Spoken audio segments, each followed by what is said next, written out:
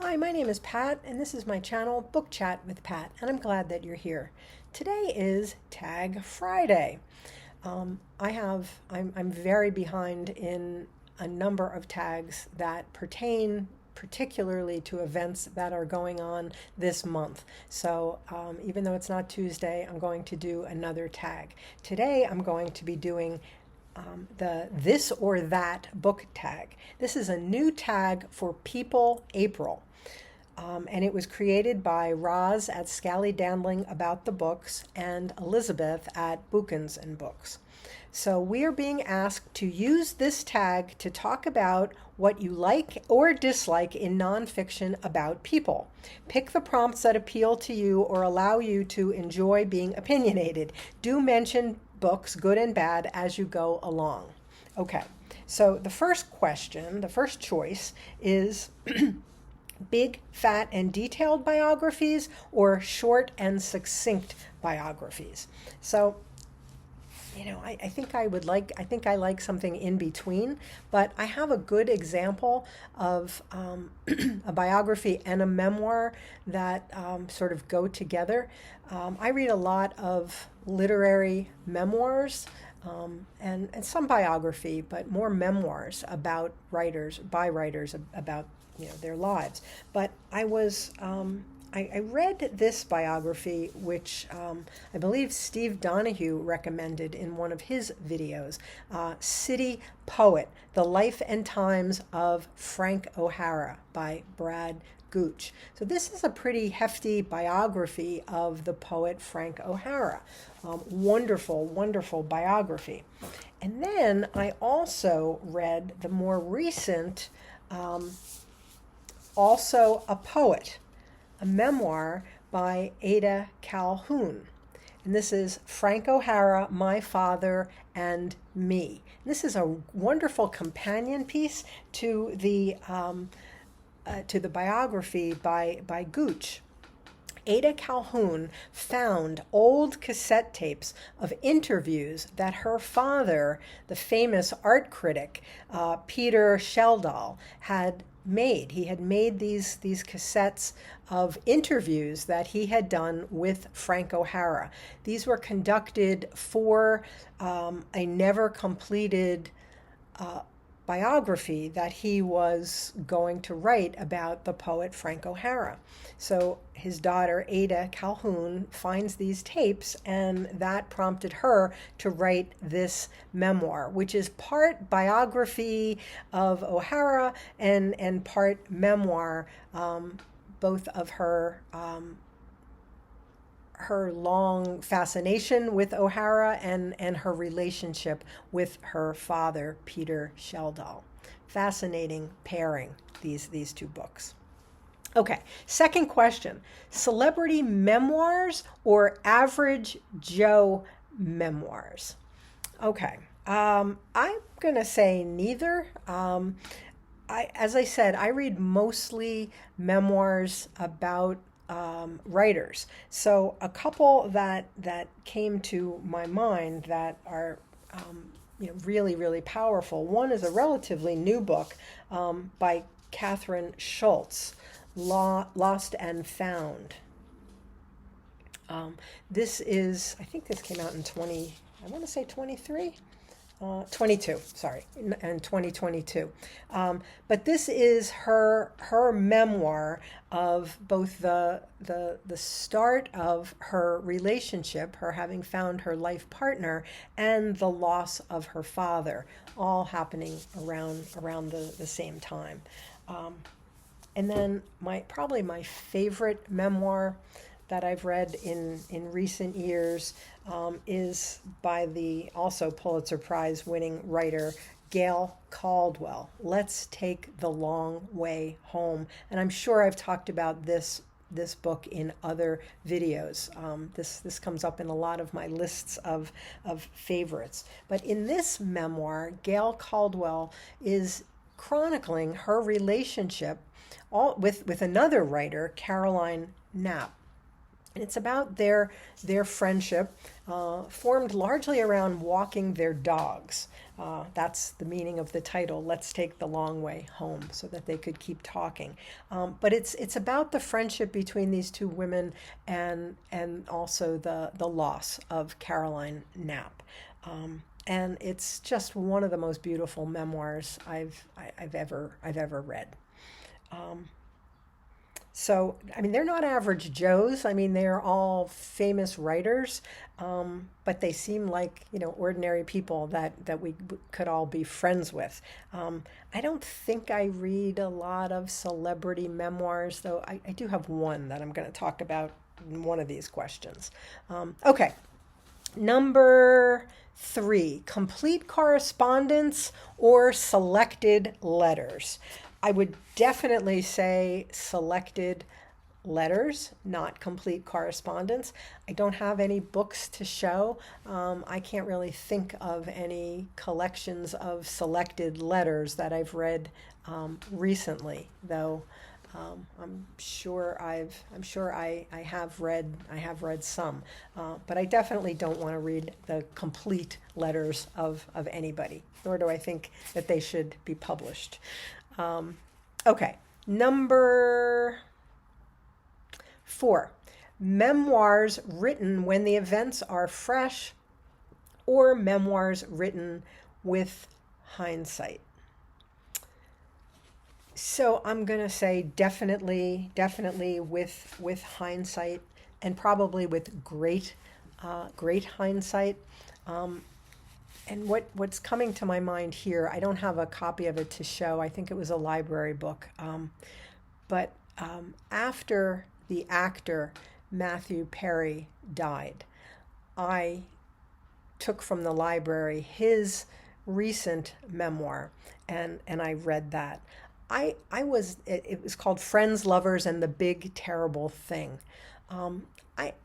I was never really a follower of Friends, and I didn't know all that much about Matthew Perry, but I am sort of drawn to memoirs and books that deal with the topic of addiction, and that was the draw to me to read that book, and I read it after he had died. It's a devastating book, because of course he's depicting his almost lifelong addiction to alcohol and drugs, and he was writing it really still in the middle of it, although he had gone through treatment many times.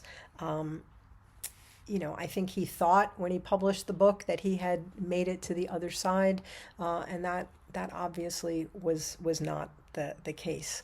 And it's just a heartbreaking book, and I'm thinking that this book probably was written too soon. But it's a confusing book. It could have had better editing, I think, but it's a really powerful book about addiction and about families dealing with addiction, and to me that was the draw. Number 5, gossipy biographies or scholarly biographies. I'm going to go with scholarly or literary. I'm not really interested in tell-all biographies. And like I said, most of the books that I'm going to be talking about are biographies, most of them, or memoirs or autobiographies of literary figures. So, there's a certain degree of scholarship that goes into that. Okay, number 6. Diaries of ordinary life or diaries of extraordinary events. So I think diaries, by their very nature, tend to be about the ordinary, although there's extraordinary events that occur in ordinary life. 2 of my probably favorite collections of journals or diaries are books that really do both. One of them is Moments of Being by Virginia Woolf, And I believe that this is the only blatantly autobiographical writing that is published by her. This is a really, really powerful book. It depicts her ordinary life. I mean, it talks about, her childhood, her growing up, but it also contains really extraordinary events, the death of her mother, and how she coped with that, how that affected her whole world. So it's a book about ordinary life, and there's plenty of extraordinary events within. The other journal, writer's journal that comes to mind, is a book that I read some time ago when I was researching. I was doing research on the poet William Wordsworth, and I had occasion to read his sister's journals. And I'm just going to show it here on my Kindle. Dorothy Wordsworth's.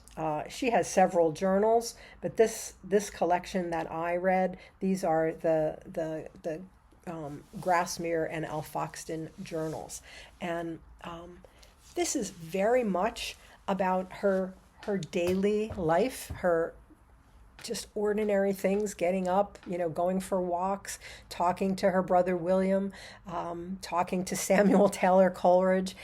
It's just a journal of her ordinary life. What is fascinating about this journal is that you see in it the seeds of many of Wordsworth's poems, because it is a fact that he would come home each evening and he would read some of the entries in her journal, and she would read some to him, and you can actually see that some of his poems are written directly from actually her observations of walking around in nature. So it's just they had a fascinating relationship, but finding the seeds to much of his poetry, or some of his poetry, in her journals, it was just fascinating to me. And of course, she does not get credit for being the mother of Romanticism. It is only William who is named the father of the Romantic movement. Okay, that was number 6. Number 7, arty memoirs or sporty memoirs. So I can't think of any sporty memoirs that I have read. I'm sorry. And I think I'm going to have to go with Arty, since I've said now probably 17 times that I read mostly memoirs of writers. So they would be considered, I guess, arty memoirs. One of my favorite memoir, actually, she's a writer of memoirs, and she writes about writing memoir, and that's Mary Karr. I think The Liars Club was an early, I think that's the first memoir that she wrote, and she wrote Cherry and also Lit. But she also wrote this wonderful book called The Art of Memoir. In addition to writing memoir, she teaches in the English department at Syracuse University, and she teaches the art of memoir. And this book is just priceless.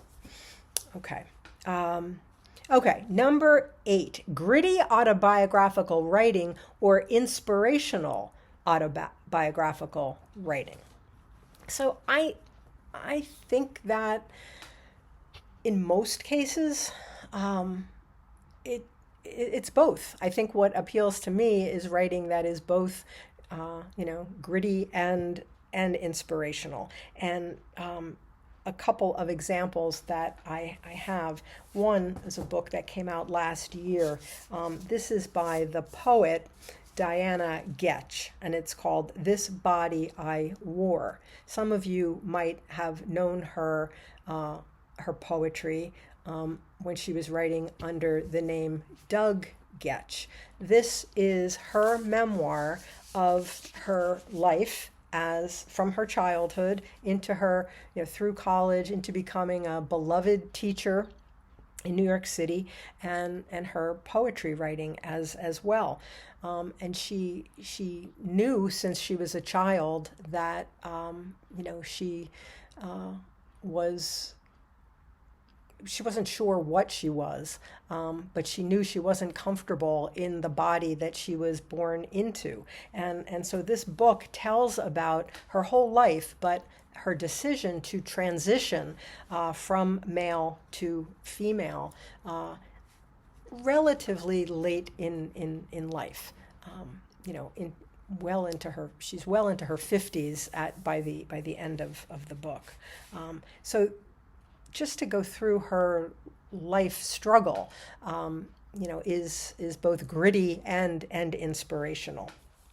One of my favorite autobiographies is Bruce Springsteen's Born to Run, and I guess you could call this also a celebrity autobiography. But he's a musician, he's an artist, he's a genius, and I would call this both gritty and inspirational. And then, of course, I've got A Promised Land, Volume 1 of Barack Obama's presidential autobiography. And there's a little bit of everything in here. It's it's a presidential autobiography. It's very comprehensive about his life and his presidency, and it's certainly inspirational. Okay, number 9. Biographies of historical figures or biographies of contemporary figures. So I guess I prefer more contemporary, biographies about contemporary figures. Although, again, I do like biographies about writers, and obviously I read those, about writers from the past as well. But I think my reading tends to lean more heavily toward the contemporary. Okay. Number 10, memoirs of happy days or tragic. I don't know that people write memoirs about their happy days. Most of the memoirs that I've read have at least some level of, life's difficulties, if not tragedies. But I guess if I have to pick this or that, I guess we'll go more with memoirs of tragic days. The one that comes to mind is Drinking, a Love Story by Caroline Knapp.